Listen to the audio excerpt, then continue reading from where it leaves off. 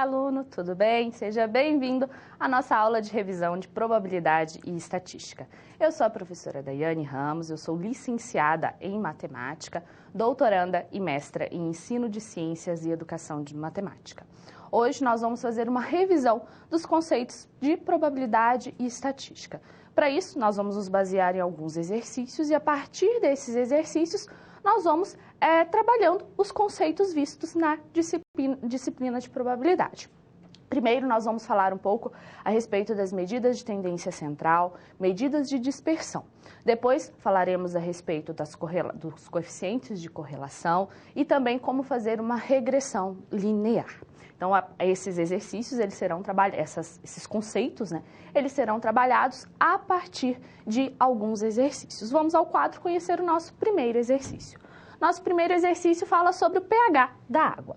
Então, um engenheiro químico, com o objetivo de testar o pH da água de um reservatório, fez uma coleta de amostra de água por 10 dias e testou o seu pH. Primeiro, que é importante, ele fez uma amostra. Quando a gente está trabalhando com probabilidade e estatística, é muito importante que a gente identifique os dados do nosso problema. E o nosso problema, ele já nos diz que é uma amostra. E os dados coletados, eles encontram-se nessa tabela. Por que é importante a gente distinguir entre amostra e população? Quando a gente está trabalhando com conceitos de estatística, nós temos a população, que seriam todos os dados, os dados referentes a um determinado assunto. E a amostra é um subconjunto daqueles dados. Por exemplo, nós temos a população brasileira, é toda a população brasileira. E o que seria uma amostra dessa população brasileira? As pessoas, por exemplo, do estado do Paraná. A população do estado do Paraná é uma parte da população. Identificar se o que a gente está trabalhando é população ou é amostra é importante, porque quando a gente trabalha com as medidas de dispersão, nós temos fórmulas específicas para se trabalhar população e para se trabalhar amostra. No nosso caso, nós vamos trabalhar com uma amostra. Outra coisa importante também que a gente tem que identificar quando nós estamos trabalhando com exercícios de estatística é que tipo de dados ou variáveis nós estamos olhando. As variáveis, elas podem ser de dois tipos, elas podem ser qualitativas e quantitativas. E quando eu olho para cada um desses tipos, elas ainda podem se dividir. Acompanhe no quadro qual que é essa divisão. Então, as nossas variáveis, como eu disse, elas podem ser qualitativas ou quantitativas. O próprio nome já nos dá uma ideia do que significa essas variáveis qualitativas e essas variáveis quantitativas. As variáveis qualitativas, elas são variáveis que você não consegue mensurar com números. São variáveis que indicam uma qualidade daquele fenômeno que nós estamos observando. E quando a gente olha para as variáveis qualitativas, elas podem ser nominais ou ordinais. E a diferença entre elas é se há ou não ordenação das categorias do que nós estamos estudando. Quando elas são nominais, não há essa ordenação. Então, por exemplo, o que seria uma variável qualitativa nominal? Seria, por exemplo, sexo de uma pessoa, cor dos olhos. Isso seriam variáveis qualitativas. A cor dos olhos é uma qualidade da pessoa. Há, de alguma forma, uma ordenação? Não. Então, ela é nominal. A ordenação, ela é ordinal. O que é essa ordenação? Por exemplo, existe uma ordenação na escolaridade, por exemplo. Se você tem primeiro ano do ensino médio, segundo ano do ensino médio, terceiro ano, você tem uma ordenação de uma qualidade. Outra variável qualitativa ordinal também seria o estágio de uma doença. Ele está no estágio inicial, estágio intermediário, estágio final. Há uma ordenação em relação às categorias dessa variável. As quantitativas, o próprio nome já diz, expressam uma quantidade. Você consegue expressar utilizando números. Essas são as variáveis quantitativas. E, dependendo do tipo de número que você utiliza para expressar essas variáveis, elas podem ser discretas ou contínuas. Nós temos uma variável quantitativa discreta quando eu uso apenas números inteiros para representar essas variáveis. Em linguagem popular, é quando você tem uma variável, um dado, que não tem aquele famoso a vírgula. Você tem um número inteiro, você não tem um número decimal. Por exemplo, idade. Tem como a gente ter idade com um número decimal? Não. Idade ela é sempre representada por um número inteiro. Outra coisa, uma outra variável também que é quantitativa discreta. Número de filhos. Tem como a gente ter 2 filhos e meio? Não. Ou a gente tem 2 ou a gente tem 3. Então, isso é uma variável quantitativa discreta. Agora, a contínua é quando eu consigo representar por qualquer número real. Quando eu posso utilizar, né, na linguagem popular os números decimais. Então, quando eu consigo usar esses números decimais, eu tenho uma variável quantitativa contínua. Por exemplo, altura. A minha altura é 1,65 m. Então, é uma variável quantitativa contínua. Eu preciso utilizar de números decimais para representar essa variável. Essa é uma forma de você distinguir entre quantitativa discreta e contínua. Discreta, você vai usar números inteiros. Não pense que você não pode ter algo pela metade. Já a variável quantitativa contínua, você pode ter esse algo pela metade. Isso é muito importante para a gente analisar o fenômeno que nós estamos estudando, para a gente analisar os dados que nós temos, que nós queremos inferir algo sobre.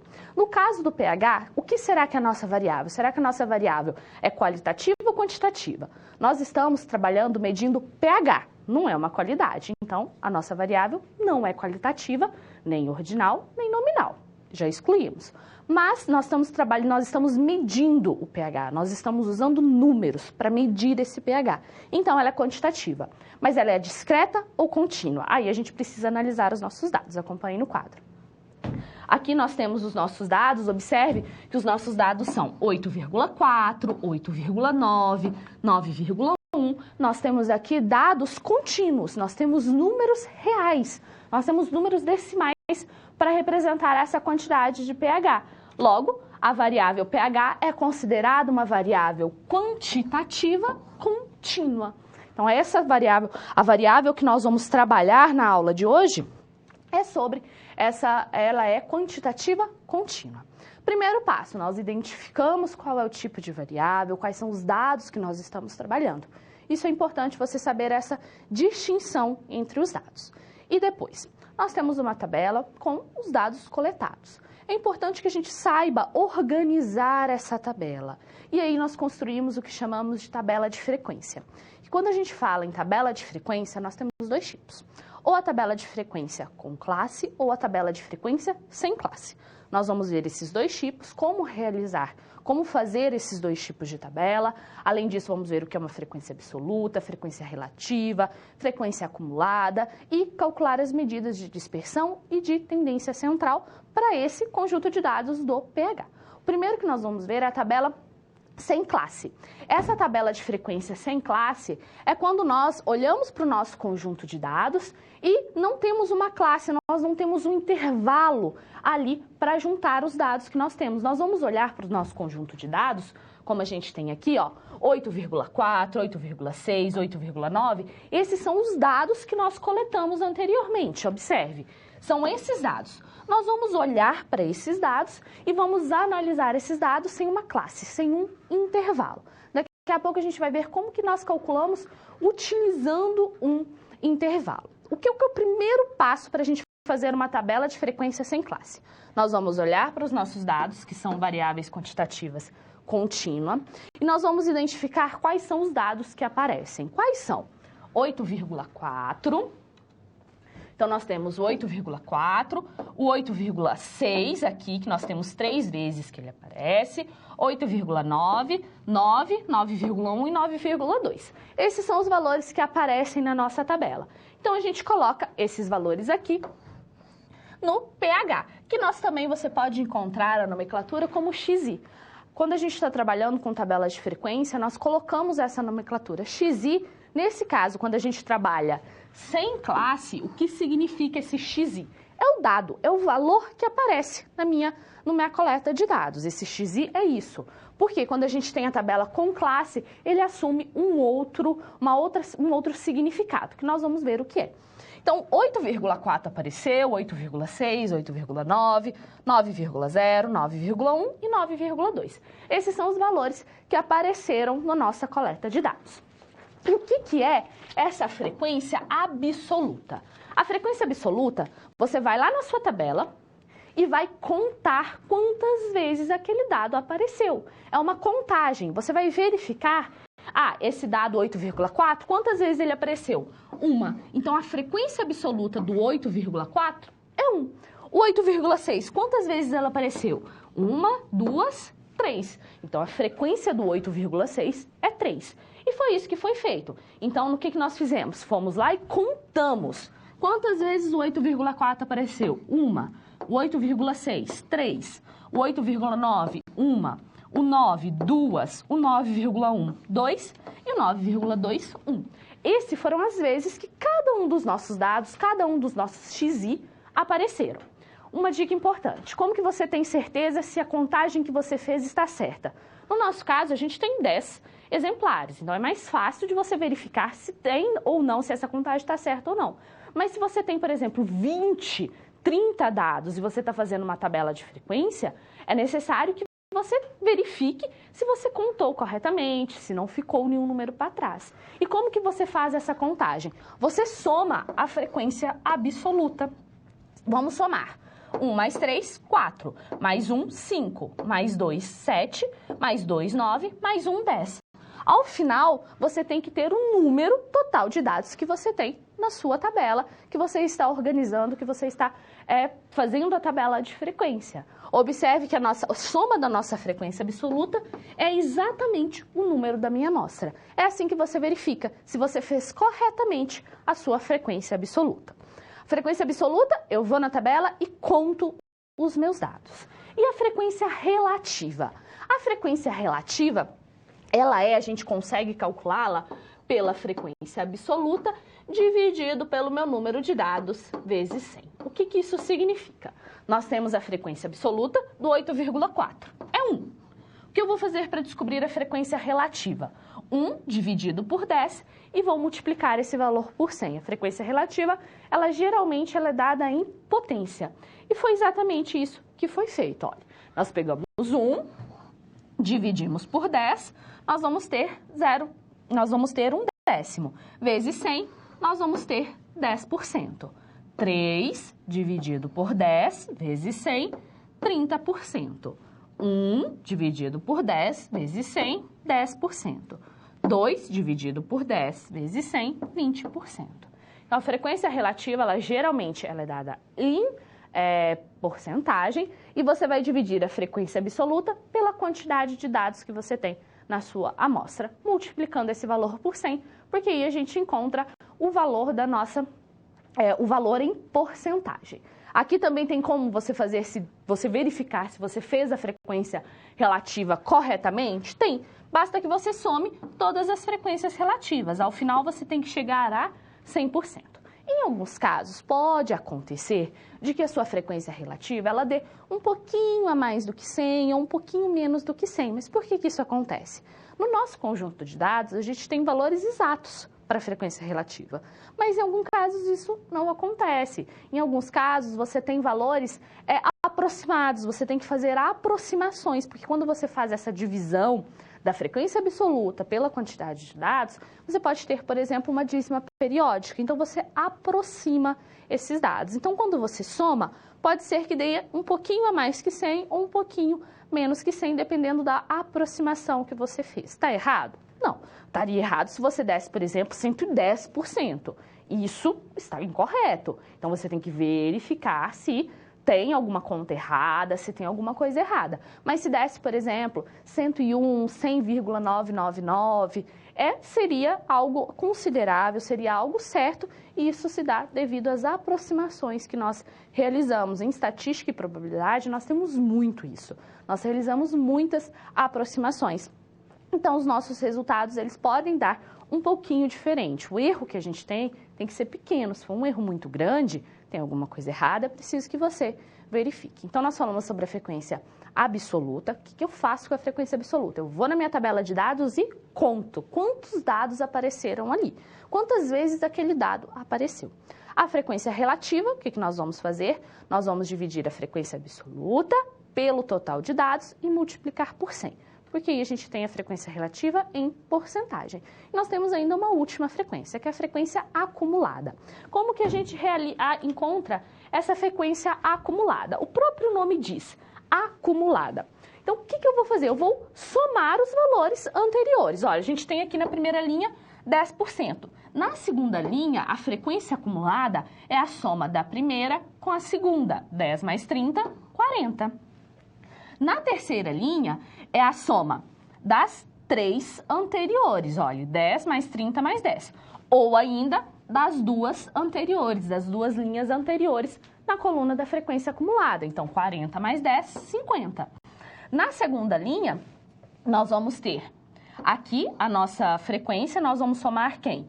Nós vamos somar 50 mais 20, que é o nosso valor que nós tínhamos, 70.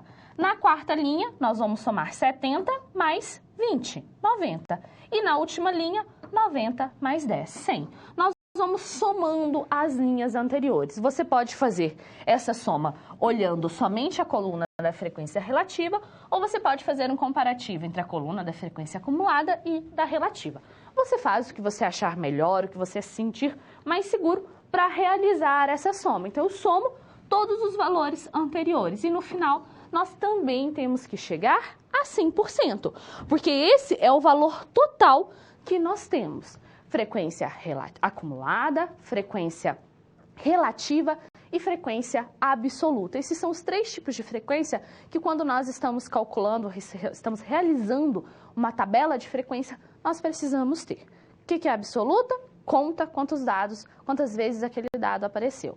A relativa, eu divido a absoluta pelo número total e multiplico por 100. A acumulada, nós vamos somando as linhas anteriores. E nós temos que chegar a 100%.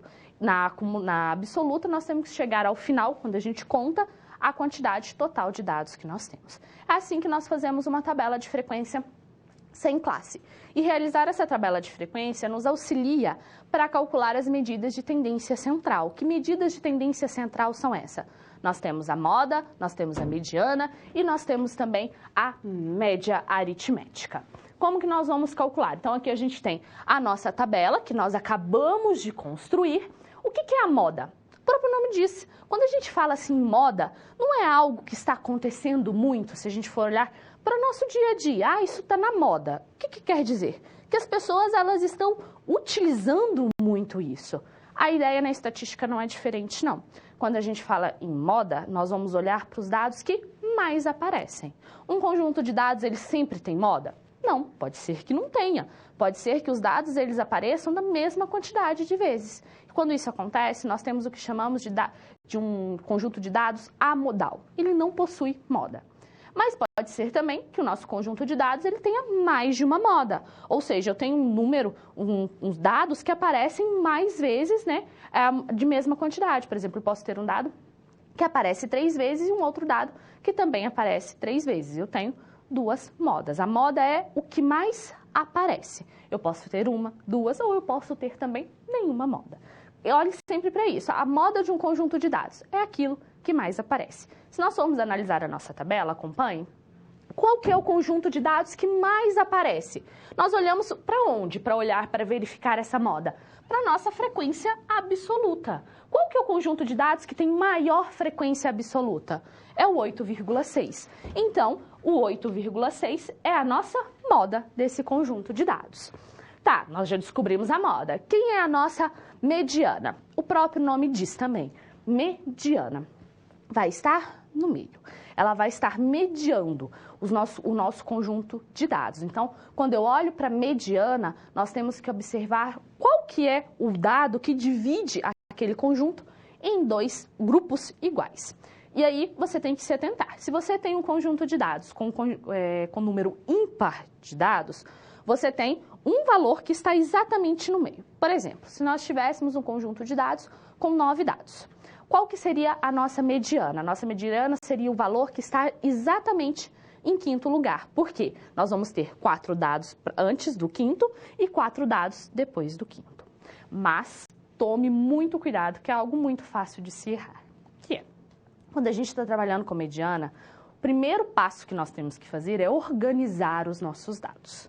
Essa é a primeira coisa que você faz. Isso independente se você vai trabalhar com mediana ou com outros valores. É importante que você organize, porque dependendo do que o exercício te pedir, do que o problema te pedir, seus dados já estão organizados e você não se esquece. Porque é um erro muito comum. Ao se calcular mediana, não organizar os dados. E eu posso te garantir que a primeira alternativa vai ser a alternativa que tenha os dados sem ser organizados. Então, você vai sair achando que acertou e você, na realidade, errou. Organize os dados primeiro. Organizando os dados, você verifica se são ímpares, é exatamente o valor que está no meio, que divide em dois grupos. Se é par, são os dois valores do meio que vão dividir em grupos, que é o nosso caso. No nosso caso, nós temos um conjunto de dados par. Então, quer dizer que a nossa mediana, ela vai estar entre a posição 5 e a posição 6. Por quê? Observe que aqui nós temos 4 dados. A posição 5 é 1, e a posição 6, a posição 5 é o 8,9, e a posição 6 é 1 vezes o 9. Observe que o 9 ele acontece 2 vezes. Então, se nós formos organizar os nossos dados, nós teríamos 8,4, depois 3 vezes o 8,6, o 8,9, depois 2 vezes o 9. Então, a minha mediana, ela encontra na posição 5 e 6. E observe que, se ela encontra na posição 5 e 6, antes da posição 5 nós temos exatamente 4 dados, e depois da posição 6 nós também vamos ter exatamente 4 dados. Aqui a gente tem 3, mais um dessa frequência aqui, 4 dados. A mediana ela vai dividir em grupos iguais, lembre-se sempre disso. E quando a gente tem dados, valores pares, nós temos um conjunto de dados par, nós vamos somar esses dois valores que dividem exatamente em partes iguais. No nosso caso é o 8,9 e o 9,0. E nós vamos calcular a média entre esses dois valores.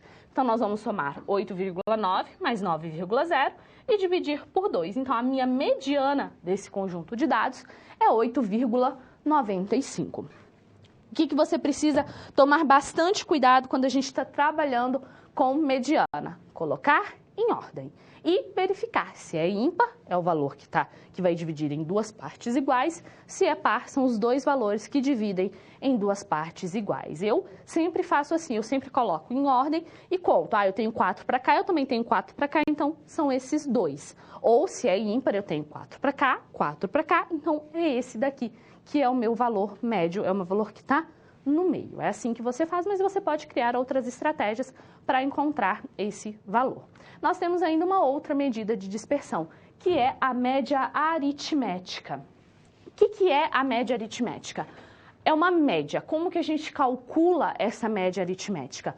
Nós vamos somar todos os nossos valores, todos os conjuntos de dados e os valores do nosso conjunto de dados e vamos dividir pelo valor total dos meus dados, a quantidade total dos meus dados. Quando a gente tem uma tabela de frequência, o que acontece? Aqui nós temos o valor, a frequência absoluta. Se nós não tivéssemos essa tabela, o que iria acontecer? Nós iríamos somar o 8,4, depois nós iríamos somar o 8,6 3 vezes. Mas eu não sei que a frequência dele é 3, então quando a gente tem uma tabela de frequência, basta que a gente multiplique o meu xi, que é o meu dado, pela minha frequência absoluta. O meu xi pela minha frequência absoluta.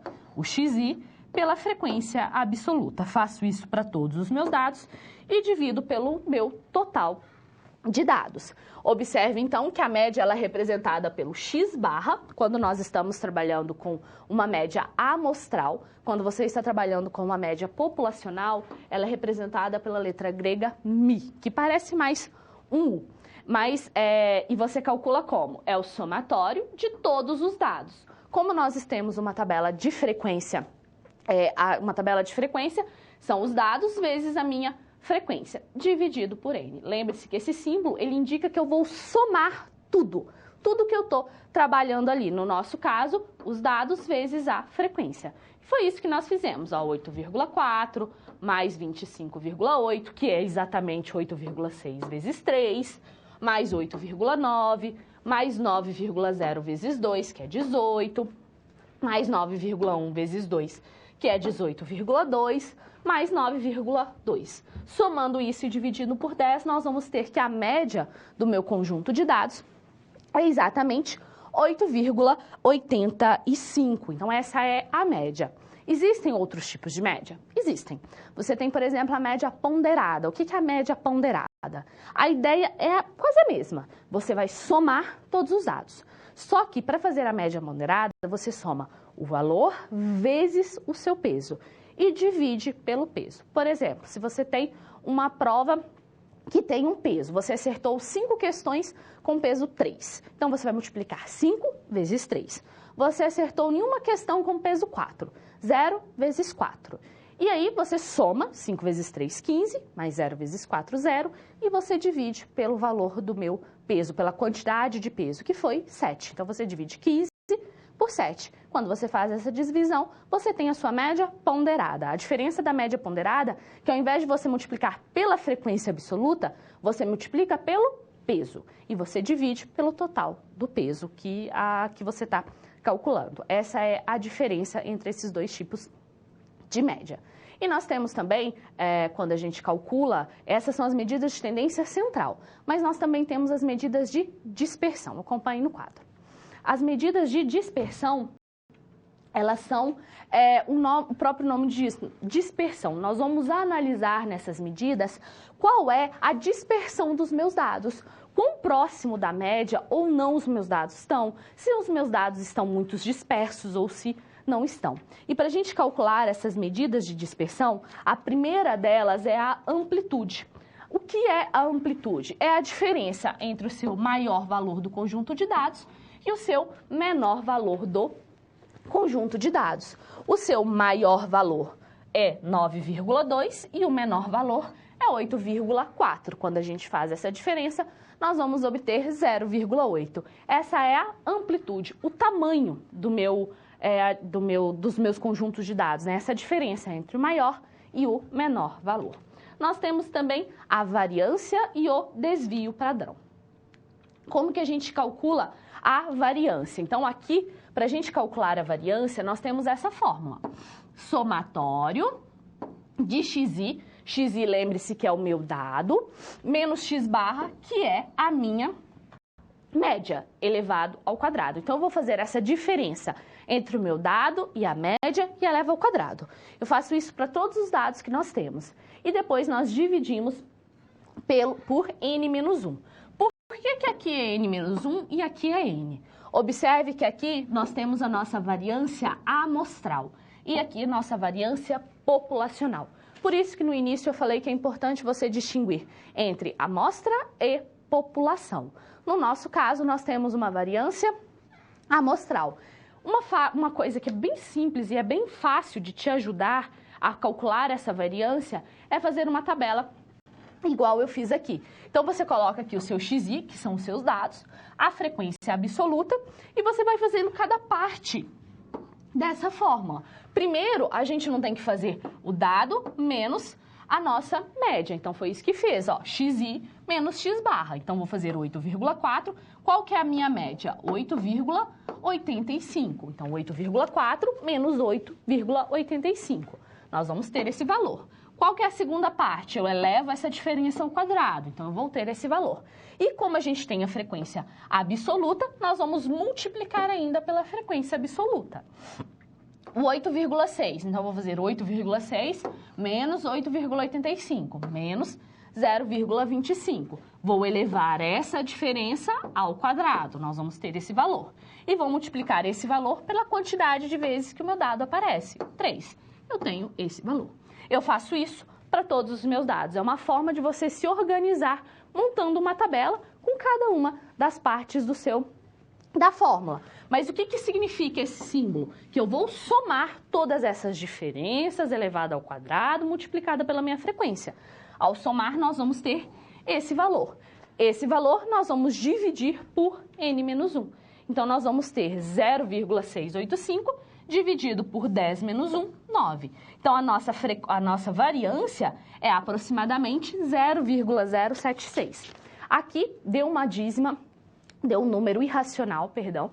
E o que você vai escolher? Você vai escolher, você vai aproximar esses dados. Geralmente nós aproximamos com 3 ou 4 casas decimais. Mas aí o professor, o exercício, ele te fala, olha, considere 2 casas, considere 3 casas decimais ou 4 casas decimais. É o que nós geralmente fazemos, é considerar essas casas decimais. E o que a variância nos diz? A variância nos diz o quão distante cada valor desse conjunto está da média. Então, nosso valor é bem próximo, 0,076. Isso quer dizer que os nossos valores eles estão bem próximos da média. E o desvio padrão? Como que a gente encontra esse desvio padrão? O desvio padrão é a raiz quadrada da variância. Então, eu vou tirar a raiz quadrada daquele valor que nós encontramos. Aqui é o desvio padrão amostral e aqui é o desvio padrão populacional. Nós estamos trabalhando com o amostral. Então, o desvio padrão amostral vai ser a raiz quadrada de 0,076, que é aproximadamente 0,2757. Esse, então, é o meu desvio padrão. E esse desvio padrão, observe que ele está bem próximo de zero. Quanto mais próximo de zero tem o meu desvio padrão, isso indica que há uma pouca variabilidade dos meus dados. Os meus dados eles não estão muito dispersos, eles estão próximo à média.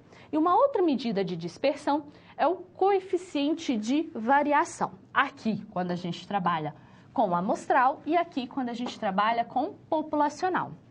Como que eu calculo esse coeficiente de variação? O coeficiente de variação é dado pelo desvio padrão dividido pela média vezes 100. Observe que o coeficiente de variação, ele é dado em porcentagem. Se nós temos, então, o nosso caso é amostral, então nós vamos utilizar essa fórmula. E qual que é o nosso coeficiente? É o nosso desvio, que a gente acabou de encontrar, que é 0,2757, dividido por 8,85, vezes 100.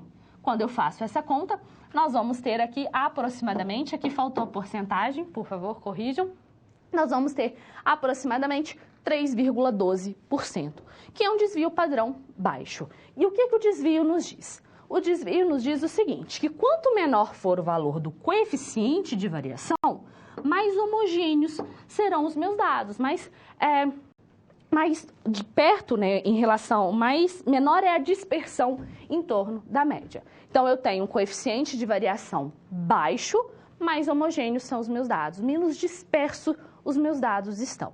As medidas de dispersão, elas são para você analisar isso. Quão distante, quão dispersos estão os meus dados em relação à média. Nós temos a variância, o desvio padrão e o coeficiente de variação. Para você fazer a variância, eu aconselho você a fazer uma tabela e organizar cada uma das partes da fórmula para você calcular, que você fica mais fácil para você enxergar e a probabilidade de você errar uma conta é menor. Então, faça uma tabela com cada uma das partes para você encontrar essa variância e esse desvio padrão. Lembre-se que o desvio padrão é a raiz quadrada da variância. E essas medidas foram quando a gente tem uma tabela de frequência sem classe, sem um intervalo. Mas nós também podemos ter medidas quando a nossa tabela ela possui classe. A gente pode fazer uma tabela de frequência com classe. E como que nós construímos essa tabela? Acompanhe no quadro. A tabela de frequência com classe, o primeiro passo é você descobrir quantas classes você vai ter, quantos intervalos você terá. E para você fazer isso, você tira a raiz quadrada do número de dados que você tem. No nosso caso, nós temos 10, a raiz quadrada vai ser 3,33333, aproximadamente 3. Lembre-se da regra para você arredondar. Abaixo de 5 você arredonda para baixo, acima de 5 você arredonda para cima, e o 5 isso vai depender do professor. Eu aqui no meu caso, eu arredondei a partir de 5, eu arredondei para cima. Abaixo de 5 eu arredondei para baixo, mas alguns professores pedem que você, o 5 ainda arredonde para baixo. Então, é necessário que você verifique com o seu professor qual o tipo de arredondamento que vocês vão utilizar. Número de classes, raiz do número de dados. Nós temos 3. Qual que é o nosso segundo passo? É nós descobrirmos a amplitude da classe, ou seja, qual que vai ser o tamanho de cada um dos intervalos. Como que nós fazemos isso? Nós fazemos a amplitude, que é o maior valor menos o menor valor, e dividimos pelo número de classes que nós acabamos de encontrar no passo anterior. Então, nós vamos fazer 0,8 dividido por 3. Essa diferença aqui, ó, 9,2 menos 8,4, nós vamos ter 0,8. Dividindo por 3, nós vamos ter que a nossa classe é aproximadamente 0,27. Esse é o tamanho da minha classe. Qual que é o terceiro passo? Nós vamos montar a nossa classe. O que nós vamos fazer as nossas classes? O primeiro valor, 8,4, nós somamos com a amplitude nossa, 0,27. Então, nós vamos ter 8,67. O próxima classe é o valor da anterior mais 0,27, 8,94. A terceira classe começa no último valor da anterior, mais 0,27. Você deve estar aí se perguntando o que é esse símbolo aqui. Esse símbolo, ele indica que o meu valor, o meu dado, ele vai estar entre esses valores. O que isso significa, esse símbolo? Esse sinalzinho aqui, essa barrinha, ela indica o nosso menor igual. Então, os meus dados, ele inclui o 8,4, mas não inclui o 8,67, não 64, como eu escrevi aqui.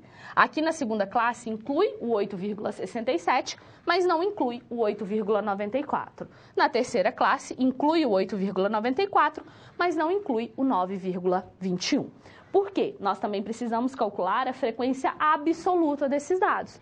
Para calcular a frequência absoluta, nós vamos na nossa tabela, no nosso conjunto de dados, e vamos contar quantos números que estão nesse intervalo, contando o 8,4, mas não contando o 8,67. Então, se a gente retornar aqui na nossa tabela, quais valores que enquadram nesse intervalo? O 8,4 entra, então 1, 8,6, 2, 3, 4. O 8,9 já é maior do que o 8,67, então ele não entra naquele conjunto de dados. Então, nós temos aqui a frequência absoluta, 4. No segundo conjunto de dados, nós temos 8,67 e 8,94. A gente faz esse mesmo processo. Voltamos na nossa tabela e verificamos quais valores estão entre aquele intervalo. Apenas o 8,9. O 9 já é maior do que o último valor da classe. Então, nossa frequência absoluta é 1. O 8,94 e 9,21. A gente volta nos nossos dados e contamos quantos valores se enquadram naquele conjunto de dados. Ó, 1, 2, 3, 4, 5. Então, a minha frequência absoluta é 5.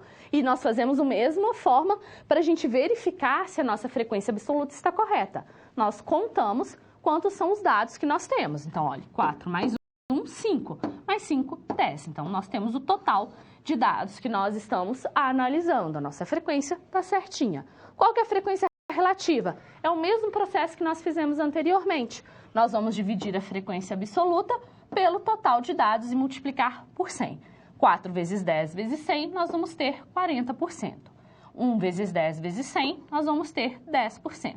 5 dividido por 10 vezes 100, nós vamos ter 50%. E a frequência acumulada? O mesmo processo. Nós vamos somando os valores anteriores. A primeira linha é o primeiro valor. Na segunda linha, nós vamos somar os dois valores anteriores. 10 mais 40, 50.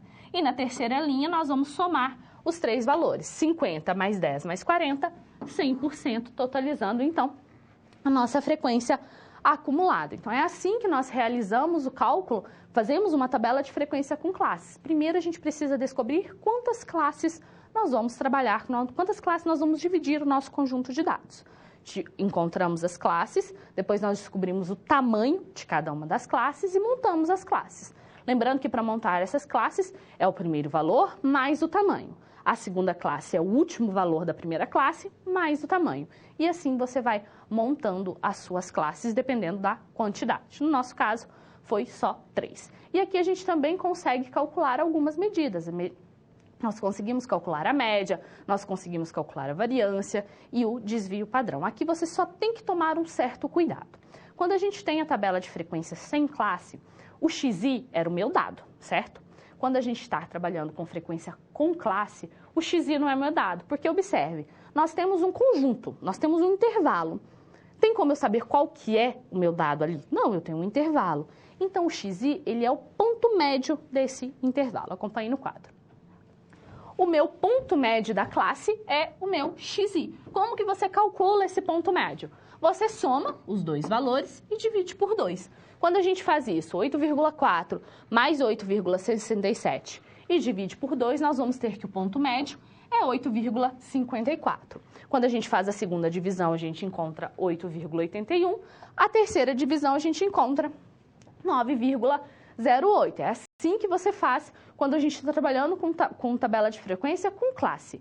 Fez a tabela, encontrou os valores absolutos, depois para você calcular média, para você calcular variância, desvio padrão, é importante que você calcule o ponto médio da classe. Por quê? Nós vamos calcular a média aritmética desses valores. Como que nós vamos calcular a média? É o somatório de xi vezes a frequência dividido por n. Mas esse xi, ele já não tem mais o mesmo significado do anterior. O significado desse xi é exatamente o meu ponto médio.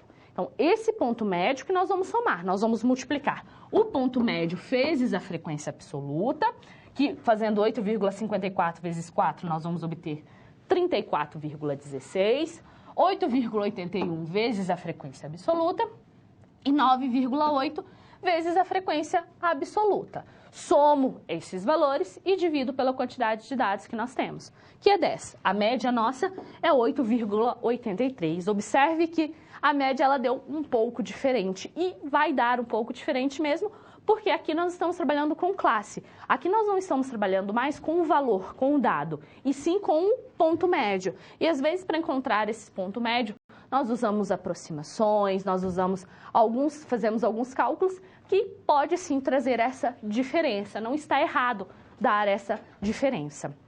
Calculamos então a média. Nós também podemos calcular o desvio padrão e a variância, sempre utilizando o ponto médio. O xi é o ponto médio, quando a gente trabalha com tabela de frequência com classe. Como que nós vamos calcular, então, a variância? Da mesma forma que a gente calculou anteriormente. Lembrando que se é amostra ou se é população. É preciso que você distingua entre esses dois tipos. No caso, esse xi aqui não mais é o nosso dado, mas sim é o nosso ponto médio. Então, a gente vai fazer o ponto médio menos a média, elevar ao quadrado, somar todos esses valores e dividir por n menos 1. E multiplicar aqui também pela nossa frequência absoluta ali no nosso caso. E foi isso que foi feito. Então, olha, nós fizemos 4 vezes a diferença ao quadrado, lembrando que a nossa média é 8,83. 8,81 menos a média ao quadrado e 9,8 menos a média ao quadrado, multiplicamos pela frequência. Nós estamos multiplicando para a frequência, isso aqui é uma forma da gente reduzir os dados. Você poderia, por exemplo, fazer essa conta aqui 5 vezes e somar.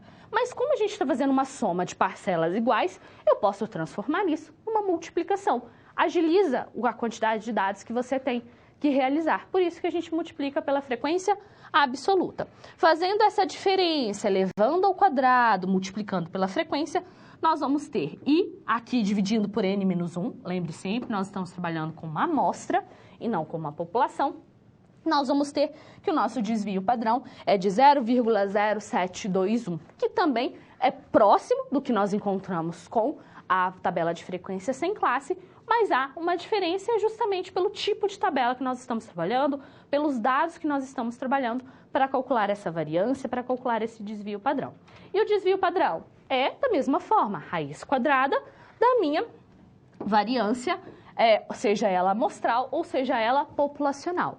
No nosso caso, nós estamos trabalhando com a variância amostral. Então, nossa variância vai ser a raiz quadrada de 0,0721, que é aproximadamente 0,2685. Esse é o valor, então, do meu desvio padrão. E o que esse desvio padrão nos diz? Quão dispersos ou não os nossos dados estão, quão longe ou não da média os nossos dados estão. Nós vimos que deu um valor baixo, então os nossos dados há uma pouca dispersão, há uma dispersão pequena em relação à média. Você também pode calcular a coeficiente de variação desses dados, basta que você divida o desvio padrão pela média e multiplique por 100. Você também pode fazer As medidas de tendência central, no caso a média, o desvio padrão e a variância, eles são calculados da mesma forma quando a gente está trabalhando com tabela sem classe ou com tabela com classe. O que você precisa se atentar? Que o XI da tabela com classe não é o mesmo do que o XI da tabela sem classe. Sem classe é o dado. O XI na tabela de frequência com classe é o ponto médio da minha classe. É isso que você precisa se lembrar ao calcular esse tipo de exercício. Então, quando a gente trabalha com estatística, nós podemos calcular essas medidas de tendência central, medidas de dispersão, organizar os nossos dados. Nós temos um conjunto de dados, né, e muitas vezes nós queremos verificar se duas variáveis elas possuem alguma relação. Se eu consigo ali encontrar, por exemplo, uma função que relaciona essas duas variáveis. Lembre-se, uma função é uma relação e ela vai indicar uma relação de dependência. E quando a gente trabalha com estatística, nós temos dois conjuntos de dados e nós podemos verificar se há essa relação entre essas variáveis. E é isso que nós vamos fazer a seguir. Antes da gente fazer essa relação, eu vou falar a respeito das medidas separatrizes. Daqui a pouco eu falo sobre a relação. O que são essas medidas separatrizes? O próprio nome diz, você vai separar o seu conjunto de dados. E uma coisa muito importante que você precisa saber ao calcular as medidas separatrizes é organizar os seus dados. É a primeira coisa que você vai fazer. Organize os seus dados. Se ele te pedir mediana, se ele te pedir quartil, decil, percentil, você tem que organizar os seus dados. Por quê? Pode dar errado. Se você não organizar, a sua separação vai dar errado. E como eu disse na mediana, a primeira alternativa é você sem organizar os seus dados. Primeiro passo, então nós temos nosso conjunto de dados de pH. Primeiro passo nosso é organizar os dados. Acompanhe no quadro. Organizando esses dados, você pode organizá-los em ordem crescente ou em ordem decrescente. Ali está cortando, mas nós temos também o 9,2 abaixo do 9,1. Depois desse 9,1, a gente ainda tem um 9,2. Observe que os nossos dados eles estão em ordem crescente, mas você pode organizá-los também em ordem decrescente. Você escolhe a ordem que você vai organizar. E uma das medidas separatrizes que nós vamos trabalhar são os quartis, que são as medidas separatrizes mais utilizadas. Os quartis, você vai dividir o seu conjunto de dados, como o próprio nome já diz, em 4 partes. Como que a gente calcula esses quartis? O quartil, ele é dado por essa fórmula. I, que é o número do meu quartil que eu estou procurando, N, que é a quantidade de dados que eu tenho, mais 1 dividido por 4. Para a gente calcular o primeiro quartil, nós temos aqui, então, substituímos o I por 1, o nosso conjunto de dados é 10 mais 1.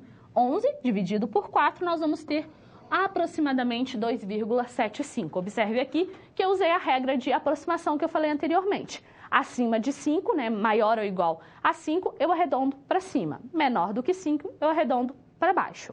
Então, arredondando 2,75, nós temos 3. E aí, esse 3 é o meu quartil? Não. Esse 3 é a posição do meu quartil. O meu primeiro quartil, ele está na posição 3. Isso é importante que você veja essa diferença. Quando a gente calcula o quartil, nós estamos calculando a posição e não o quartil, o valor daquele quartil. Então, se nós olharmos aqui na nossa posição 3, qual que é o valor que está na posição 3? 1, 2, 3, é o 8,6. Então, o meu primeiro quartil é 8,6 e não 3. 3 é a posição. O segundo quartil, o I é 2, aqui nós temos nessa soma o mesmo valor dividido por 4. Nós vamos ter 5,5. Usando a regra de aproximação que eu falei, nós vamos ter 6. 6 é o meu quartil? Não, é a posição do meu quartil. Então, qual é o meu quartil? Ele está na posição 6, que é o 9. Então, o meu quartil, ele encontra-se na posição 6. Ó, 1, 2, 3, 4, 5, 6. Esse é o meu segundo quartil. E para a gente encontrar o terceiro quartil, nós vamos substituir o I por 3 e fazer a soma, multiplicar por essa soma e dividir por 4. Nós vamos ter 8,25. Usando a regra de aproximação, nós vamos ter que o nosso quartil ele está na posição 8. Então, o meu quartil ele é o 9,0. Perdão, 9,1. É porque aqui faltou 9,2. O meu quartil é o 9,1. Então, esses são os meus valores do meu quartil, ó. 1, 2, 3, 4, 5, 6, 7, 8. Esse é o meu quartil, o 9,1. É muito importante que você perceba essa diferença. Quando a gente calcula o quartil, nós não estamos calculando o quartil, nós estamos calculando a posição do meu quartil. E é muito comum a gente encontrar esse erro, a gente se confundir e provavelmente na questão A, na questão B ali, vai ter exatamente esse valor que você encontrou do quartil. Então é importante que você saiba essa diferença. Agora sim nós vamos falar sobre essa relação que existe entre duas variáveis. E aí eu trouxe agora um outro conjunto de dados, porque anteriormente nós estávamos trabalhando com pH, apenas uma variável. Nós não conseguiríamos essa relação. Agora, nós buscamos um conjunto de dados que tenha uma relação. E aí eu trouxe esse problema da produção de pão de queijo.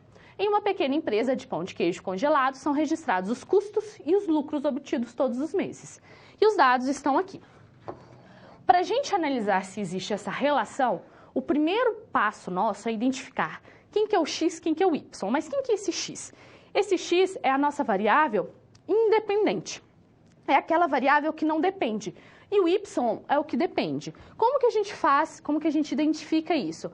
Nós vamos analisar o que depende. O custo depende do lucro ou é o lucro que depende do custo? É isso que você tem que analisar para verificar essa relação de dependência. O custo, ele não depende do lucro, mas o contrário acontece. O lucro, ele depende do meu custo da produção. Então, essa é a relação, e você consegue identificar. O lucro é meu y e o custo é o meu x. Mas esse x e y é uma letra, poderia ser A e B. O que você precisa saber é o significado desse x e y.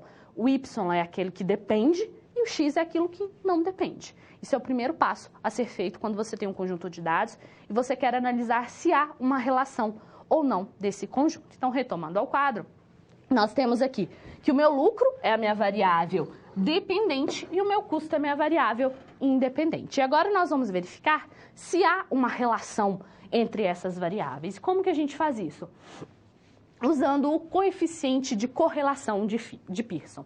Essa fórmula assusta? Assusta. Porque tem muito somatório. Mas você precisa entender o que significa cada um desses somatórios. Lembre-se, esse somatório eu vou somar todos os valores. Mas eu vou somar todos os valores do quê? Nós vamos somar todos os valores da multiplicação do x vezes do y, ou seja, do meu custo vezes o meu lucro. Eu vou fazer essa multiplicação e eu vou somar esses valores. Nós vamos somar todos os valores de x e multiplicar depois pela soma de todos os valores de y. Depois, nós vamos tirar a raiz quadrada do número de dados vezes o somatório do meu x ao quadrado. Então, primeiro eu elevo cada valor de x ao quadrado e somo. Depois, eu vou fazer o somatório de x. Depois que eu faço esse somatório, eu elevo ao quadrado. Perceba a diferença. Aqui o quadrado está dentro do meu somatório. Aqui o quadrado está fora do meu somatório. Para você conseguir encontrar esse coeficiente de correlação, é importante que você interprete a fórmula. E uma outra parte bem interessante também é você utilizar as tabelas para fazer essa soma. E foi o que foi feito. Aqui nós temos a tabela, o nosso valor de x, y, o que nós precisamos também, ó, x ao quadrado, nós também vamos precisar de y ao quadrado e nós vamos precisar da multiplicação de x vezes y. Então, eu tenho aqui todos os valores de x, eu vou precisar desse somatório, não vou? Então, a gente calcula aqui o somatório de x, a gente soma todos os valores. Aqui nós temos todos os valores de y e eu vou somar todos esses valores. X ao quadrado, o que eu fiz com esse x ao quadrado? Eu peguei 1.000 e elevei ao quadrado, dando 1 milhão. Eu peguei 900 e elevei ao quadrado, dando 810 mil. Eu peguei 1.100 e elevei ao quadrado, dando 1.200.000. Então, você faz esse exercício, essa conta. Depois, você soma todos esses valores. Você faz isso para o y ao quadrado de forma análoga, só que elevando ao quadrado o y, e depois você multiplica o xi vezes o y. Ó. 1.000 vezes 1.300 dá esse valor. 900 vezes 1.000 dá esse valor. E você soma esses valores. Com essa tabela ela vai te auxiliar, né, a encontrar todos esses somatórios. Encontrado esses somatórios, você substitui. N é o conjunto de dados. 3 é o número de conjunto de dados que nós temos. Somatório de xi vezes yi está aqui. Então, você substitui aqui. Depois você vai fazer somatório de xi vezes yi. Então, nós vamos fazer 3.000 vezes 3.100, que dá esse valor. Aqui você toma bastante cuidado. Vamos fazer primeiro esse parênteses e depois esse parênteses. Então, nós vamos fazer somatório de xi ao quadrado, que é esse daqui, vezes 3, e depois a gente diminui esse valor ao quadrado. Observe a diferença. Aqui nós já temos o valor ao quadrado, nessa parte. E aqui nós temos o valor de x, que está ao quadrado.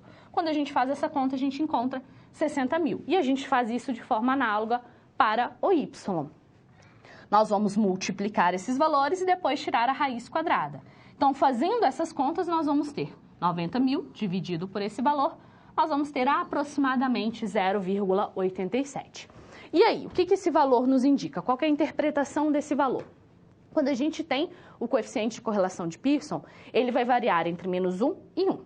Quanto mais próximo de 1, maior é a correlação, mais forte é a correlação positiva.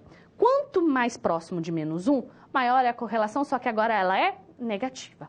Quanto mais próximo de 0, menor é a correlação. Então, você faz essa análise. Como a gente tem um valor próximo de 1, nós temos que esses dados eles se correlacionam. Existe sim uma relação entre eles, é uma relação forte. E quando você identifica qual que é essa relação, se existe essa relação, você consegue encontrar a reta que se ajusta àquele conjunto de dados. Nós estamos trabalhando, então, com uma regressão linear. A regressão linear nada mais é do que você encontrar a reta, a função do primeiro grau, que se ajusta àquele conjunto de dados. E é o que nós vamos fazer a seguir. Então, aqui, nós temos, para encontrar essa reta, nós temos que encontrar uma reta do tipo y é igual a x mais b. E nós temos uma fórmula para encontrar isso. E essa fórmula, ela se dá de acordo com os somatórios. Quem que nós vamos encontrar? O coeficiente A e o coeficiente B. O coeficiente A, ele é dado por esse somatório, e o coeficiente B, ele é dado por esse somatório. Observe que a parte de baixo de ambos os coeficientes é exatamente a primeira parte aqui, ó, do meu coeficiente de correlação de Pearson. É essa parte aqui. Então, essa conta aqui você já fez, você já sabe quanto dá. 60.000. E você utiliza para encontrar aqueles somatórios, você utiliza a tabela que a gente fez anteriormente para calcular o coeficiente de correlação de Pearson. Então, para a gente fazer o cálculo do A e do B, nós vamos precisar do somatório de xi, n, vezes xi, vezes yi, que é exatamente a primeira parte daqui, ó, do meu coeficiente de correlação. Nós já sabemos quanto dá essa diferença, 90.000. E a divisão nós já calculamos também, 60.000. Então, agora a gente já pode encontrar o valor do A. Então, para a gente encontrar o valor do nosso A, nós vamos colocar esse 90.000, nós vamos usar a mesma tabela, e nós vamos, esse valor aqui a gente já viu que dá 90.000, e esse valor aqui a gente já viu que dá 60.000. Fazendo essa divisão, nós vamos ter que o A é 1,5. E para encontrar o valor do B, nós usamos a nossa tabela com os nossos somatórios, e aí a gente vai fazer o somatório de xi ao quadrado. Quem que é o somatório de xi ao quadrado? É esse valor. Vezes o somatório de y. Quem que é o somatório de y? É esse valor. Nós vamos fazer essa multiplicação. Depois nós vamos diminuir de outra multiplicação. Somatório de xi vezes yi, que é esse valor aqui. Vezes o meu somatório de xi, que é esse valor. Então, a gente faz essa diferença e depois divide por quanto? Por 60.000. A gente sabe já quanto que é esse valor. Quando a gente faz essa divisão, nós vamos encontrar que o B é igual a menos 300. Assim, então, nós vamos ter que a nossa reta que se ajusta àquele conjunto de dados é y igual a 1,5x menos 300.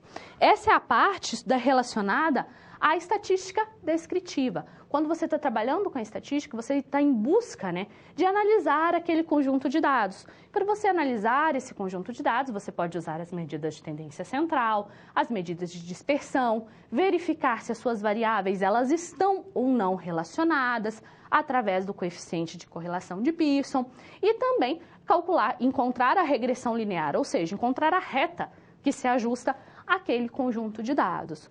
Uma dica quando você está trabalhando com esse conjunto de dados, primeiro passo, identifica qual que é o seu tipo de variável, organiza os seus dados, seja em uma tabela de frequência sem classe ou uma tabela de frequência com classe, dependendo do tipo de exercício. Quando você for calcular mediana ou medidas separatrizes, não se esqueça de colocar em ordem. Isso é uma coisa que é muito comum de se errar e é muito fácil da gente esquecer de colocar em ordem. Então, tenha o hábito. Tem um conjunto de dados? Organiza. Porque aí as chances de você não colocar em ordem é menor. E preste bastante atenção nos cálculos. Porque um cálculo errado pode fazer com que suas medidas, com que seus cálculos estejam incorretos, com que seus valores estejam incorretos. E para isso é necessário que você interprete aqueles valores que você realizou. Com isso, eu finalizo a aula. Até uma próxima!